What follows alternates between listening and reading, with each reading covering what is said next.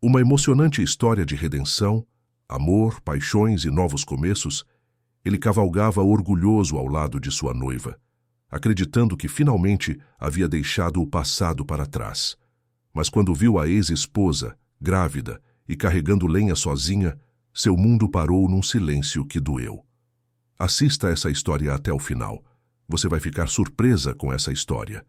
Se você gosta de histórias de amor, romance, se inscreva nesse canal, deixe seu comentário.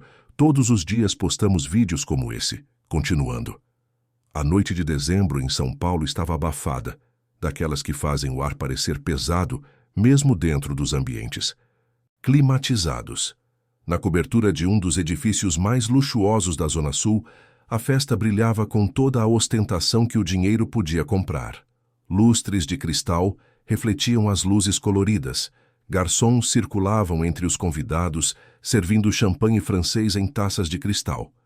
E o som ambiente misturava música eletrônica suave com conversas animadas dos empresários, socialites e influenciadores digitais que compunham aquela elite paulistana. Para Isabela, no entanto, aquela celebração era apenas mais um pesadelo disfarçado de sonho.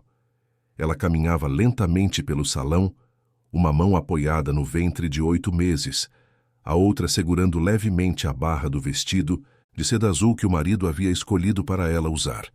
Seus olhos, que um dia brilharam nos palcos do Teatro Municipal e nas casas de show mais famosas da cidade, agora pareciam apagados, como 2 estrelas que perderam o brilho.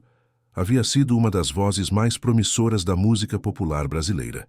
Isabela Santos era seu nome artístico, e durante 5 anos sua carreira havia decolado de forma meteórica.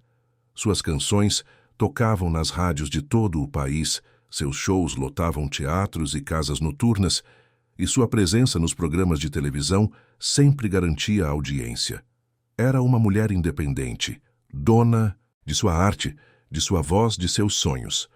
Tudo mudou quando conheceu Eduardo Mendonça, um dos maiores empresários do ramo imobiliário do Brasil. Dono de uma construtora que erguia arranha-céus por todo o país e de uma fortuna que parecia inesgotável, Eduardo a conquistou com sua presença imponente, seus convites para jantares em restaurantes exclusivos e suas promessas de um futuro onde ela jamais precisaria se preocupar com dinheiro novamente. O casamento foi uma cerimônia grandiosa, transmitida pelos canais de televisão, com mais de 500 convidados na Igreja do Rosário, no centro de São Paulo. Isabela se sentia como uma princesa naquele dia, usando um vestido que custara mais que a maioria das pessoas ganha em anos. Eduardo parecia ser o homem perfeito, atencioso, romântico, protetor. Após a lua de mel nas Ilhas Gregas, ela decidiu pausar a carreira para se dedicar inteiramente ao casamento, acreditando que aquele era o amor da sua vida. Os primeiros sinais de que algo estava errado começaram sutilmente. Eduardo passou a questionar suas roupas, suas amizades, seus horários. Dizia que era preocupação, que queria protegê-la dos perigos do mundo. Isolou-a gradualmente de seus amigos do meio artístico, alegando que aquelas pessoas não eram adequadas para o padrão social que eles frequentavam agora. Controlava suas finanças, seus passeios, até mesmo as conversas ao telefone. Quando Isabela engravidou, acreditou que aquilo seria uma oportunidade de reconexão, de reconstrução do relacionamento que havia se tornado tão frio e controlador. Mas Eduardo tinha outros planos. Obcecado por sua imagem pública e por manter-se sempre no centro das atenções, ele decidiu que o nascimento do filho seria transformado num espetáculo. A ideia havia surgido durante uma das reuniões com seus assessores de marketing. Eduardo queria algo inédito, algo que gerasse repercussão nacional e internacional. Foi então que propôs o parto em uma piscina de vidro, montada especialmente no salão principal da cobertura, durante uma festa transmitida ao vivo pelas redes sociais e por um canal de televisão. Segundo ele, seria o nascimento mais luxuoso da história do Brasil. Isabela tentou argumentar, explicar os riscos médicos, a exposição desnecessária, o constrangimento. Mas Eduardo não aceitava negativas. Disse que ela estava sendo histérica, que estava exagerando, que aquilo seria lindo e inesquecível. Contratou uma equipe médica para garantir que tudo correria bem, montou toda a estrutura de câmeras e iluminação e enviou convites para mais de 200 pessoas da alta sociedade paulistana. Naquela noite, enquanto caminhava entre os convidados que riam e conversavam animadamente sobre negócios e fofocas sociais, Isabela sentia as contrações se intensificando.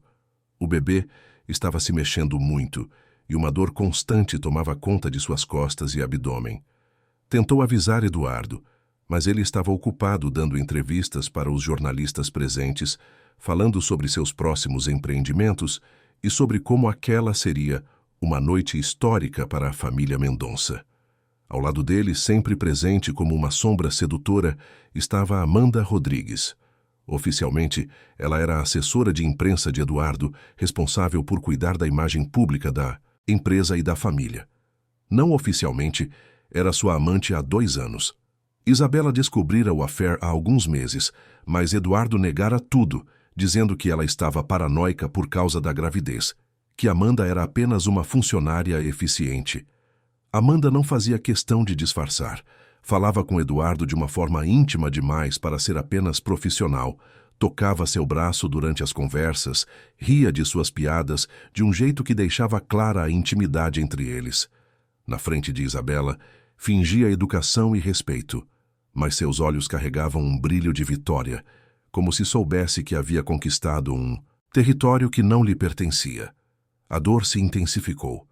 Isabela sentiu algo quente escorrendo por suas pernas e percebeu que estava sangrando. O coração disparou. Tentou chamar Eduardo novamente, mas ele a ignorou, gesticulando para que ela esperasse, pois estava terminando de falar com um repórter de uma revista de negócios. Foi Amanda quem se aproximou primeiro, com um sorriso falso estampado no rosto maquiado impecavelmente. Isabela, querida, chegou a hora. Eduardo está ansioso para começar. Vamos até a piscina. A voz dela era doce, mas havia algo de cruel por trás da gentileza. Isabela balançou a cabeça, explicando que estava sentindo muito mais dor do que o esperado, que talvez fosse melhor ir ao hospital. Amanda riu, como se ela tivesse contado uma piada. Ah, não seja dramática. Está tudo preparado. A equipe médica está aqui, as câmeras estão posicionadas. Você não vai estragar a festa, vai? A pergunta soou como uma ameaça disfarçada. Isabela olhou ao redor, procurando alguém que pudesse ajudá-la, mas todos os convidados pareciam alheios ao seu sofrimento. Estavam mais interessados nos canapés servidos pelos garçons, nos drinks coloridos e nas conversas sobre o mercado financeiro. Eduardo se aproximou finalmente, mas não demonstrou preocupação com o estado da esposa. Seus olhos brilhavam com a excitação de quem estava prestes a protagonizar um espetáculo grandioso. Meu amor, está na hora. Todo mundo está esperando. Vai ser lindo. Você vai ver. Ele a pegou pelo braço, não com carinho, mas com firmeza, guiando-a em direção à área onde a piscina de vidro havia sido montada. A estrutura era impressionante. Uma piscina circular e transparente, iluminada por luzes LED que mudavam de cor, cercada por arquibancadas onde os convidados se posicionariam para assistir ao espetáculo. Isabela tentou resistir, explicando que não se sentia bem, que algo estava errado. Mas Eduardo não queria ouvir. Acenou para 2 funcionários da segurança, que se aproximaram discretamente, prontos para ajudá-la a entrar na água caso fosse necessário. A água estava gelada. Alguém havia comentado que seria uma sensação refrescante, mas para Isabela, já em estado de choque, o frio era mais uma tortura.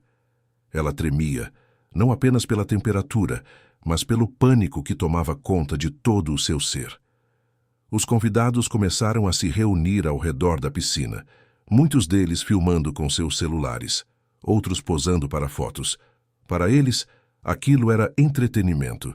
Para Isabela, era o fim de sua dignidade. Foi nesse momento que alguém atravessou a multidão. Rafael Monteiro era um nome que circulava apenas nos círculos mais exclusivos do mundo dos negócios. Bilionário discreto, dono de uma das maiores empresas de tecnologia da América Latina, raramente aparecia em eventos sociais. Preferia trabalhar nos bastidores, investir em projetos inovadores e manter-se longe dos holofotes. Naquela noite, estava presente apenas porque um dos seus sócios insistira que ele deveria socializar mais. Rafael conhecia Isabela dos tempos em que ela ainda cantava. Havia assistido a vários de seus shows, sempre admirando não apenas sua voz, mas a força e a autenticidade que ela transmitia no palco.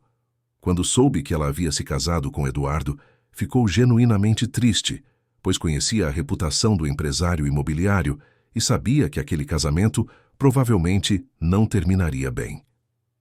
Observando a cena que se desenrolava na piscina, Rafael percebeu imediatamente que aquilo não era apenas um parto diferente. Era abuso. O terror nos olhos de Isabela, a forma como Eduardo a forçava a entrar na água, a indiferença dos convidados diante do sofrimento óbvio dela, tudo aquilo o encheu de uma raiva que ele raramente sentia. Sem pensar duas vezes, Rafael caminhou decidido em direção à piscina. Quando Rafael Monteiro se aproximou da piscina, seus passos ecoaram no silêncio tenso que havia se formado ao redor do espetáculo macabro que estava prestes a acontecer. Ele não era um homem de impulsos. Aos 42 anos, havia construído um império tecnológico baseado em decisões calculadas, estratégias bem pensadas e uma frieza emocional que o protegia desde a adolescência, quando perdeu os pais num acidente de carro e precisou aprender a se defender sozinho no mundo dos negócios. Mas vendo Isabela ali, tremendo de frio e pavor, com sangue escorrendo pelas pernas, enquanto Eduardo e Amanda organizavam o show como se ela fosse apenas um objeto decorativo, algo dentro dele se rompeu. Era como se todas as injustiças que havia presenciado ao longo da vida, todas as vezes que havia escolhido se manter neutro para proteger seus interesses, se materializassem naquele momento. "Parem com isso agora", disse ele, com uma voz que cortou o ar como uma lâmina. Eduardo se virou, surpreso com a interrupção. Conhecia Rafael de vista, sabia de sua fortuna e influência, mas nunca havia tido uma conversa longa com ele. Para Eduardo, Rafael era apenas mais um empresário rico que frequentava os mesmos eventos sociais. "Rafael, que bom que você veio assistir. Vai ser incrível, você não imagina o planejamento que..." "Eu disse para pararem", repetiu Rafael, desta vez se aproximando ainda mais. "Vocês não veem que ela está passando mal? Que precisa de cuidados médicos urgentes?" Amanda se adiantou tentando controlar a situação com seu sorriso profissional. "Senhor Monteiro, está tudo sob controle. Temos uma equipe médica completa aqui. É apenas nervosismo pré-parto. É normal." Rafael a interrompeu com um olhar gélido. "Você não é médica, Amanda, e eu sei reconhecer uma emergência quando vejo uma." Ele se aproximou de Isabela, que estava apoiada na borda da piscina, quase desfalecendo. Seus lábios estavam arroxeados, não apenas pelo frio, mas pela falta de oxigenação adequada. As contrações estavam vindo em intervalos muito curtos e a quantidade de sangue que ela estava perdendo era assustadora. "Isabela", ele disse suavemente, agachando-se ao lado dela. "Você está me ouvindo? Precisa ir para o hospital agora." Ela ergueu os olhos, tentando focar nele. Havia anos que não conversavam, mas lembrava-se dele dos bastidores dos shows que ela fazia. Rafael sempre enviava flores para o camarim após suas apresentações, mas nunca se apresentava pessoalmente. Era um admirador silencioso, respeitoso. Eu não estou bem", murmurou ela, a voz quase inaudível. "Acho que o bebê..." Eduardo se aproximou rapidamente, claramente irritado com a interferência. "Rafael, obrigado pela preocupação, mas isso não é da sua conta. Isabela está bem, só está um pouco nervosa. O médico já examinou ela há 1 hora." "Há 1 hora?" Rafael se levantou, enfrentando Eduardo. "Ela está perdendo sangue agora. Você vê esse sangue? Isso não é normal." Eduardo olhou para baixo e, pela primeira vez, pareceu notar a gravidade da situação. Mas sua obsessão pelo evento era maior que qualquer preocupação genuína com a esposa. "O médico disse que um pouco de sangramento é normal, e nós não podemos cancelar agora, tem mais de 200 pessoas aqui, as câmeras estão ao vivo." "Que se danem as câmeras", Rafael explodiu, perdendo finalmente a compostura. Sua mulher pode estar morrendo. O comentário ecoou pelo salão, e muitos dos convidados começaram a prestar atenção na discussão. Alguns pegaram os celulares, filmando o que parecia ser um drama muito mais interessante que o parto planejado. Amanda tentou intervir novamente. Senhor Monteiro, o senhor está exagerando. Eduardo sabe o que está fazendo, ele... Eduardo sabe o que está fazendo? Rafael se virou para ela com uma expressão de desdém total. Eduardo está preocupado com sua imagem, não com a vida da esposa. E você, Amanda, está mais preocupada em agradar seu amante do que em salvar uma vida. O silêncio que se seguiu foi ensurdecedor. Amanda ficou pálida, Eduardo ficou vermelho de raiva, e Isabela, mesmo em seu estado debilitado, compreendeu que Rafael conhecia a verdade sobre o relacionamento entre seu marido e a assessora. Como ousa falar assim? Eduardo avançou em direção a Rafael, mas foi impedido por 2 seguranças que Rafael havia gesticulado discretamente para se aproximarem. Eram homens da sua equipe de segurança pessoal, que sempre o acompanhavam em eventos públicos. Eu ouso porque alguém precisa ter coragem nesta festa de hipócritas, Rafael respondeu, mantendo a voz firme. E agora eu vou levar Isabela para o hospital, com ou sem sua permissão. Eduardo percebeu que estava perdendo o controle da situação.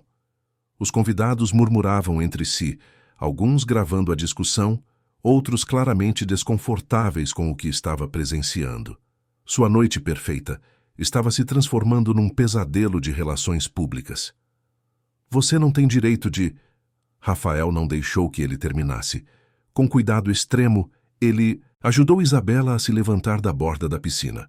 Ela estava tão fraca que mal conseguia ficar em pé. Sem hesitar, Rafael a pegou nos braços, como se ela não pesasse nada. Chame uma ambulância agora, ele ordenou para um dos seus seguranças. UTI móvel, equipe completa. Eduardo tentou impedir, mas Rafael o encarou com uma frieza que gelou o sangue do empresário imobiliário. Se você tentar me impedir, eu garanto que toda a sua vida suja vai parar nos jornais amanhã. E acredite, eu tenho contatos suficientes para isso. A ameaça era real, e Eduardo sabia disso. Rafael Monteiro não era apenas rico, ele era influente nos meios de comunicação, tinha amizades políticas importantes e recursos para destruir a reputação de qualquer pessoa. Amanda tentou mais uma vez amenizar a situação. Talvez seja melhor mesmo ela ir ao hospital, Eduardo. Podemos remarcar para... Cala a boca, Amanda! Eduardo explodiu, revelando publicamente sua verdadeira personalidade. Você não decide nada aqui. A máscara havia caído completamente. Os convidados agora entendiam perfeitamente a dinâmica tóxica daquela família. E muitos começaram a se retirar discretamente, claramente desconfortáveis com o que estavam presenciando. Rafael carregou Isabela para fora da cobertura, seguido pelos seus seguranças. No elevador, ela recuperou um pouco da consciência. Por que você está fazendo isso? Ela perguntou, a voz fraca. Porque alguém precisava fazer. Ele respondeu simplesmente. E por que você não merece isso? No térreo do edifício, a ambulância já estava esperando. Rafael havia mandado chamar a melhor UTI móvel de São Paulo, equipada com todos os aparelhos necessários para um parto de emergência. Enquanto os médicos examinavam Isabela, ele ligou para o Hospital Sírio-Libanês, garantindo que a melhor equipe obstétrica estivesse disponível. Durante o trajeto até o hospital, Isabela entrou em trabalho de parto prematuro. As contrações eram violentas e ela estava perdendo muito sangue. O médico da ambulância fez uma expressão preocupada e pediu para acelerar. Pressão arterial muito baixa, ele disse para o enfermeiro. E o bebê está em sofrimento fetal. Rafael seguiu a ambulância no seu carro, o coração disparado. Ele mal conhecia Isabela pessoalmente, mas havia algo nela que o tocava profundamente. Talvez fosse a força que ela demonstrava nos palcos, a vulnerabilidade que ele reconhecia nos próprios traumas, ou simplesmente a injustiça gritante da situação que havia presenciado.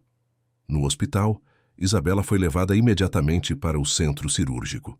Rafael ficou na sala de espera, ignorando as ligações insistentes que chegavam no seu celular. Sabia que Eduardo estaria tentando contatá-lo, provavelmente para tentar reverter a situação ou ameaçá-lo de alguma forma. 3 horas depois, o médico saiu do centro cirúrgico com uma expressão grave. Senhor Monteiro, o senhor é parente da paciente? Sou um amigo muito próximo, Rafael respondeu, sem saber exatamente como se definir naquela situação. A situação foi muito complicada. A senhora Mendonça teve uma ruptura uterina causada pelo estresse extremo e pela pressão física. Conseguimos salvar a vida dela, mas... Rafael sentiu o chão sumir debaixo dos seus pés. O bebê não resistiu. Sinto muito. As palavras ecoaram na mente de Rafael como um soco no estômago. Ele se sentou numa das cadeiras da sala de espera, tentando processar a informação. Por um momento, imaginou como seria dar a notícia para Isabela quando ela acordasse. Ela vai se recuperar? Perguntou a voz embargada. Fisicamente sim, mas vai precisar de tempo. Perdeu muito sangue, passou por um trauma severo. E psicologicamente... Bem, a perda de um filho sempre é devastadora. O médico fez uma pausa antes de continuar. Senhor Monteiro, posso falar francamente com o senhor? Em todos os meus anos de medicina, nunca vi uma situação como essa. O que aconteceu com essa mulher foi uma tentativa de assassinato disfarçada de evento social. Rafael sentiu a raiva voltando com força total. Doutor, eu quero que ela tenha a melhor proteção possível. Segurança particular, quarto privativo, acesso restrito. E eu vou pagar todos os custos. O marido já ligou várias vezes perguntando sobre ela. O médico informou. E também uma tal de Amanda. Eles não podem ter acesso a ela, Rafael disse com firmeza. Nem mesmo informações sobre o estado de saúde. Considerando o que aconteceu hoje, eles representam uma ameaça. Rafael passou a noite no hospital, dormindo numa poltrona ao lado da UTI onde Isabela estava internada. Nos dias seguintes, ele organizou uma equipe de segurança particular para vigiar o andar onde ela estava. Contratou os melhores psicólogos especializados em trauma e se certificou de que ela tivesse tudo o que precisava para a recuperação. Eduardo tentou várias vezes entrar no hospital, sempre acompanhado de Amanda e de um advogado. Alegava direitos de marido, ameaçava processar o hospital por impedir seu acesso, mas Rafael havia usado sua influência para garantir que as ordens médicas de proteção fossem respeitadas rigorosamente. Quando Isabela finalmente acordou 3 dias depois, Rafael estava ao seu lado. Ela olhou ao redor, confusa, tentando entender onde estava. O bebê foi a primeira coisa que disse, a mão automaticamente indo para o ventre. Rafael pegou sua mão suavemente. Isabela, eu sinto muito. Ela não precisou que ele dissesse mais nada. Compreendeu imediatamente, e o grito de dor que saiu da sua garganta ecoou pelos corredores do hospital. Rafael a segurou enquanto ela chorava, sentindo como se o mundo tivesse desabado. Nos dias seguintes, enquanto Isabela se recuperava fisicamente, Rafael descobriu que Eduardo estava planejando algo ainda pior. Através de seus contatos na área de segurança privada, soube que o empresário imobiliário havia contratado homens para resolver o problema de uma vez por todas. Eduardo estava obcecado. Para ele, Isabela havia o humilhado publicamente ao fugir com Rafael. Sua reputação estava abalada.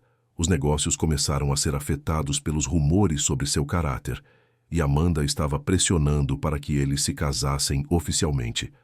A única solução, na mente doentia de Eduardo, era eliminar Isabela e fazer parecer um acidente ou suicídio por depressão pós-parto. Rafael reforçou a segurança no hospital e começou a planejar a transferência de Isabela para um local mais seguro assim que ela tivesse condições de sair da internação. 2 semanas após a tragédia no hospital, Rafael transferiu Isabela para sua fazenda em Campos do Jordão, nas Montanhas Paulistas.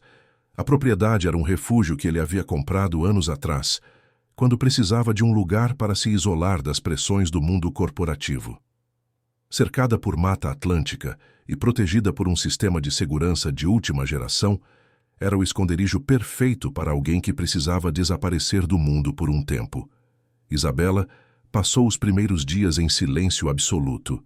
Não chorava, não falava, apenas olhava pela janela, do quarto que Rafael havia preparado para ela, observando as árvores se balançarem com o vento frio da serra. O trauma da perda do filho, combinado com anos de abuso psicológico, havia criado uma barreira quase intransponível ao redor de sua alma. Rafael respeitava seu silêncio. Todas as manhãs ele levava o café da manhã para ela pessoalmente, deixava numa mesinha ao lado da cama e saía sem dizer uma palavra. Havia contratado uma enfermeira e uma psicóloga especializada em trauma, mas Isabela recusava qualquer tipo de tratamento. Era como se tivesse desistido de lutar. Durante as noites, Rafael trabalhava no seu escritório da fazenda, mas sempre deixava a porta entreaberta. Algumas vezes, escutava Isabela caminhando pelos corredores como um fantasma procurando paz. Em uma dessas noites, ele a encontrou sentada no piano da sala de estar, os dedos tocando as teclas sem produzir som, apenas sentindo a textura fria do marfim. Foi a primeira vez que eles realmente conversaram desde o hospital. Eu costumava compor aqui, ela disse sem olhar para ele. Na minha mente, criava melodias que nunca chegaram a existir de verdade. Rafael se aproximou devagar, como se ela fosse um animal ferido que poderia fugir a qualquer momento. Você pode criar quantas quiser agora, ele disse suavemente. Tem todo o tempo do mundo. Tempo para quê? Ela perguntou, finalmente olhando para ele. Meu filho morreu, Rafael. Minha carreira morreu. Eu morri naquela piscina. Você não morreu, ele respondeu, sentando-se ao lado dela no banco do piano. Você sobreviveu. E isso significa alguma coisa. Isabela começou a chorar pela primeira vez desde que havia perdido o bebê. Não era um choro dramático, mas um choro profundo, de quem estava finalmente permitindo que a dor saísse. Rafael não tentou consolá-la com palavras vazias. Simplesmente ficou ao lado dela, oferecendo sua presença silenciosa. Enquanto isso, em São Paulo, Eduardo estava perdendo completamente o controle. Seus negócios começaram a ser afetados pelos escândalos. Clientes importantes cancelaram contratos, investidores retiraram seu apoio e a imprensa começou a investigar sua vida pessoal mais profundamente. A festa que deveria ter sido seu momento de glória havia se transformado numa destruição pública de sua imagem. Amanda, que inicialmente tentou apoiá-lo, percebeu que estar ao lado dele estava prejudicando sua própria carreira. Começou a se distanciar, alegando que precisava preservar sua reputação profissional. Eduardo se via abandonado por todos, e sua obsessão por Isabela se intensificava a cada dia. Foi então que ele decidiu tomar uma atitude drástica. Através de contatos do submundo paulistano, contratou um grupo de mercenários para invadir a fazenda de Rafael e eliminar o problema de uma vez por todas. O plano era simples: fazer parecer um assalto que terminou mal, deixando Isabela morta e Rafael ferido. Rafael, no entanto, não havia construído um império bilionário sendo ingênuo. Seus contatos na área de segurança o mantinham informado sobre todas as movimentações de Eduardo. Quando soube da contratação dos mercenários, reforçou ainda mais a segurança da fazenda e acionou a Polícia Federal, que já estava investigando as atividades suspeitas do empresário imobiliário. A tentativa de ataque aconteceu numa madrugada fria de janeiro. 5 homens armados tentaram invadir a propriedade, mas foram interceptados pelos seguranças de Rafael antes mesmo de chegarem próximo à casa principal. A operação foi um fracasso completo e todos os invasores foram capturados ainda na área externa da fazenda. Durante o tiroteio, Isabela estava no quarto, acordada por causa de um pesadelo. Quando ouviu os disparos, seu primeiro instinto foi de pânico, mas depois veio uma raiva que ela não sentia há muito tempo. Eduardo não se contentara em destruir sua vida. Agora queria literalmente tirá-la do mundo. Rafael correu para o quarto dela assim que a situação foi controlada. Está tudo bem, ele disse ofegante. Eles não chegaram nem perto da casa. Isabela estava em pé na varanda, olhando para as luzes dos carros da polícia que chegavam para fazer as prisões. Ele nunca vai parar, vai? Ela perguntou. Agora vai, Rafael respondeu. temos provas suficientes para colocá-lo na cadeia por muito tempo. Naquela manhã, Eduardo Mendonça foi preso em flagrante por tentativa de homicídio qualificado. As provas eram irrefutáveis: gravações telefônicas, transferências bancárias para os criminosos, depoimentos das pessoas que participaram da organização do crime. Amanda, tentando salvar a própria pele, colaborou com a investigação, revelando detalhes sobre a personalidade violenta e controladora do ex-amante. A prisão de Eduardo marcou um ponto de virada na vida de Isabela. Era como se uma nuvem pesada que pairava sobre sua cabeça finalmente tivesse se dissipado. Pela primeira vez em anos, ela se sentia verdadeiramente livre. Aos poucos, começou a aceitar ajuda psicológica. As sessões de terapia foram dolorosas no início, mas necessárias para que ela pudesse processar todo o trauma vivido. Rafael participava quando ela permitia, aprendendo sobre os sinais de abuso que havia ignorado durante o casamento, sobre os mecanismos de manipulação que Eduardo usava, sobre as cicatrizes emocionais que levariam tempo para cicatrizar. Durante os meses seguintes, a amizade entre Rafael e Isabela evoluiu para algo mais profundo. Não foi um romance de conto de fadas, mas uma conexão baseada em respeito mútuo, cuidado genuíno e compreensão das dores que cada um carregava.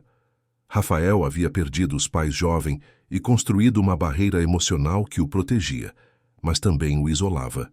Isabela havia perdido sua identidade no casamento abusivo e precisava redescobrir quem era fora dos papéis de esposa submissa e vítima. Eles se ajudavam mutuamente nesse processo de reconstrução. Rafael aprendeu a se abrir emocionalmente, a confiar em alguém além de si mesmo. Isabela recuperou sua força, sua voz, sua capacidade de sonhar. O primeiro sinal de que Isabela estava realmente se curando veio quando ela tocou o piano pela primeira vez em meses. Não foi uma música específica, mas uma melodia improvisada, que saiu naturalmente de seus dedos. Rafael estava trabalhando no escritório quando ouviu a música e sentiu uma emoção que não conseguia nomear. Era como se a alma de Isabela estivesse voltando à vida.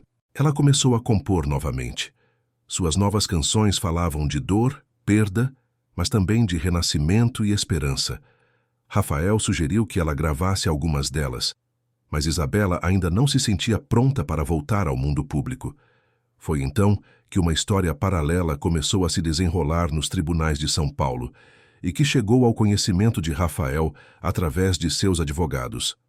Mariana Silva estava sentada na sala de audiências do Fórum Central de São Paulo, observando seu marido, Rodrigo Ferreira, gesticular animadamente para seus advogados.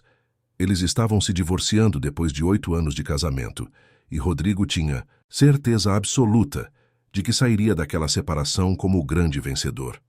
Durante todos esses anos, ele havia tratado Mariana como uma esposa troféu sem valor próprio.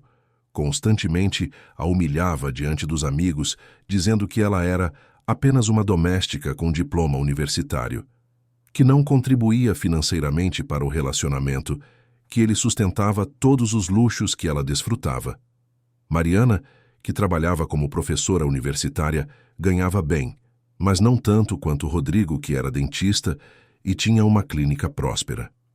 O que Rodrigo não sabia é que Mariana havia escondido sua verdadeira origem desde o início do relacionamento.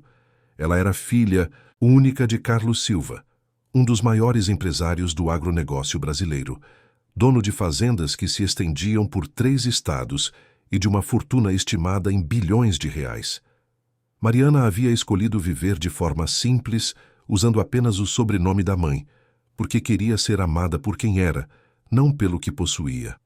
Durante o casamento, várias vezes pensou em revelar a verdade, especialmente quando Rodrigo a humilhava por questões financeiras. Mas havia uma parte dela que queria ver até onde chegaria a crueldade dele, até onde a ganância e o desprezo poderiam ir. Naquela manhã de audiência, Rodrigo estava particularmente confiante. Havia chegado acompanhado de sua nova namorada, uma influenciadora digital 20 anos mais nova que ele, e estava certo de que conseguiria ficar com a casa, o carro e ainda forçar Mariana a pagar pensão por ele ter se acostumado com um padrão de vida mais alto. Meritíssimo, dizia o advogado de Rodrigo, meu cliente construiu todo o patrimônio do casal. A requerida sempre foi sustentada por ele e não tem condições de manter o padrão de vida que ele proporcionou. Mariana ouvia tudo em silêncio, vestida com um conjunto sóbrio e elegante, os cabelos presos num coque, discreto. Rodrigo a olhava com desdém, sussurrando piadas maldosas para a namorada, que ria como se estivesse assistindo a uma comédia. Foi então que um barulho do lado de fora chamou a atenção de todos. Pela janela da sala de audiências, era possível ver uma comitiva de carros pretos de luxo estacionando na frente do fórum. Homens de terno e óculos escuros saíram dos veículos, seguidos por uma mulher elegante na casa dos 60 anos e um homem imponente de cabelos grisalhos. O advogado de Mariana, que até então havia permanecido calado, se levantou. Meritíssimo, gostaria de apresentar algumas pessoas importantes antes de prosseguirmos. A porta da sala se abriu e entraram Carlos Silva e sua esposa Helena Silva, seguidos por dois advogados que qualquer pessoa envolvida em grandes negócios reconheceria imediatamente. Eram os criminalistas mais caros e eficientes do país. Rodrigo franziu a testa, confuso. Não entendia por que pessoas tão elegantes e claramente poderosas estavam numa audiência de divórcio comum. Meritíssimo, disse o advogado principal de Mariana. Gostaria de apresentar o senhor Carlos Silva e a senhora Helena Silva, os pais da minha cliente. O silêncio na sala foi absoluto. Rodrigo olhou para Mariana como se ela fosse uma estranha. Carlos Silva se aproximou da mesa onde a filha estava sentada e beijou sua testa suavemente. Filha, você tem certeza de que quer fazer isso? Ainda há tempo de recuar. Mariana sorriu pela primeira vez em meses. Tenho certeza, pai. É hora de ele saber quem ele realmente desprezou todos esses anos. O juiz, que reconheceu imediatamente um dos homens mais ricos do país, pediu uma explicação. Vossa Excelência, disse o advogado de Mariana, minha cliente é a herdeira única do Grupo Silva, um dos maiores conglomerados do agronegócio brasileiro. Ela escolheu viver de forma simples durante o casamento, para testar o caráter do marido. Como podemos ver pelos pedidos dele na ação de divórcio, o teste foi revelador. Rodrigo estava branco como papel. Sua namorada o olhava com uma expressão de pânico, percebendo que havia se associado ao lado perdedor da história. Isso é uma farsa, gaguejou Rodrigo. Ela é professora, mora num apartamento simples. Ela é professora por escolha, respondeu Carlos Silva, dirigindo-se diretamente ao ex-genro. E mora num apartamento simples porque quis viver uma vida normal ao lado de um homem que achava que a amava. Mas você demonstrou que só amava a si mesmo. Helena Silva se aproximou de Mariana e segurou sua mão. Minha filha, você não merecia as humilhações que esse homem te fez passar. Nenhuma mulher merece. O advogado de Rodrigo tentou argumentar que eles não sabiam da fortuna da família, mas as evidências contra seu cliente eram devastadoras. Gravações de áudio que Mariana havia feito das humilhações, mensagens de texto desrespeitosas, testemunhas que confirmavam o comportamento abusivo de Rodrigo. O juiz, depois de analisar toda a documentação apresentada, foi direto ao ponto.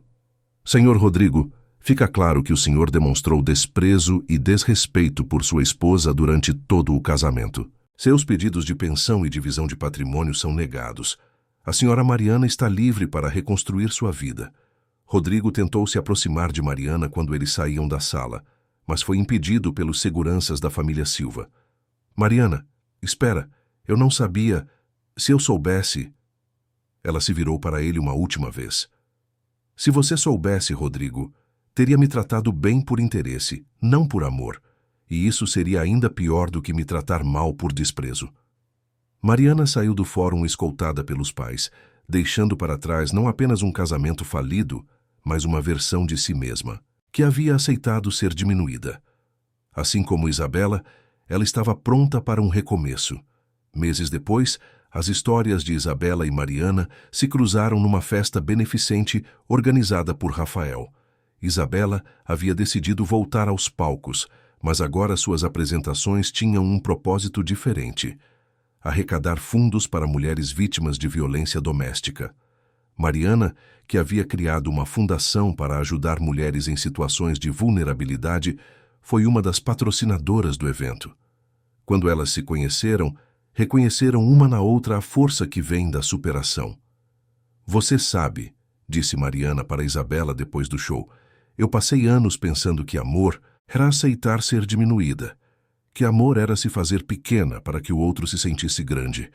Isabela assentiu, entendendo perfeitamente. "Eu achava que amor era aceitar dor", respondeu. "Que se doesse, significava que era intenso e verdadeiro." Ambas riram, uma risada amarga, mas libertadora. "E agora?", perguntou Mariana. "Agora eu sei que amor é crescer junto, é se sentir mais forte ao lado da outra pessoa, não mais fraca", disse Isabela, olhando para Rafael, que conversava com outros convidados do outro lado do salão. A relação entre Isabela e Rafael havia evoluído naturalmente para um casamento baseado em parceria e respeito mútuo. Não houve pedidos dramáticos ou declarações grandiosas. Simplesmente chegou um momento em que eles perceberam que queriam construir uma vida juntos. 2 anos depois, numa manhã ensolarada na fazenda de Campos do Jordão, Isabela descobriu que estava grávida novamente. Desta vez, a gravidez foi acompanhada com todo o cuidado médico e emocional necessário. Rafael esteve presente em cada consulta, em cada ultrassom, respeitando todos os medos e ansiedades que Isabela naturalmente sentia. Quando os gêmeos nasceram, Helena e João foi num quarto de hospital cheio de flores e amor, com uma equipe médica competente e uma família que realmente se importava com o bem-estar da mãe e dos bebês. Eduardo, condenado a 15 anos de prisão por tentativa de homicídio e outros crimes relacionados ao abuso doméstico, tentou várias vezes entrar em contato com Isabela, através de cartas enviadas da cadeia. Todas foram interceptadas por ordem judicial e nunca chegaram ao seu destino. Sua obsessão continuava, mas agora ele não tinha mais poder para prejudicar ninguém. Amanda, que havia colaborado com a justiça, conseguiu reduzir sua pena a trabalhos comunitários e multa. Mudou-se para o interior, onde trabalha numa ONG que ajuda mulheres a saírem de relacionamentos abusivos. Ironicamente, tornou-se uma defensora da causa que um dia ajudou a perpetrar. Na apresentação mais recente de Isabela, realizada no Teatro Municipal de São Paulo, ela dedicou a última música às mulheres que encontraram força na dor e transformaram suas cicatrizes em sabedoria. A plateia se levantou numa ovação que durou vários minutos. Rafael estava na primeira fileira, segurando os gêmeos no colo, sorrindo com o orgulho de quem sabia que havia ajudado a salvar não apenas uma vida, mas uma alma. Mariana também estava presente, acompanhada do novo namorado, um médico sem terra que a conheceu numa viagem de trabalho da fundação e se apaixonou por sua inteligência e generosidade, sem saber de sua fortuna. As duas mulheres haviam aprendido a lição mais importante de suas vidas: que dignidade não é algo que se perde ou se ganha, é algo que se escolhe manter, independentemente de como os outros nos tratam.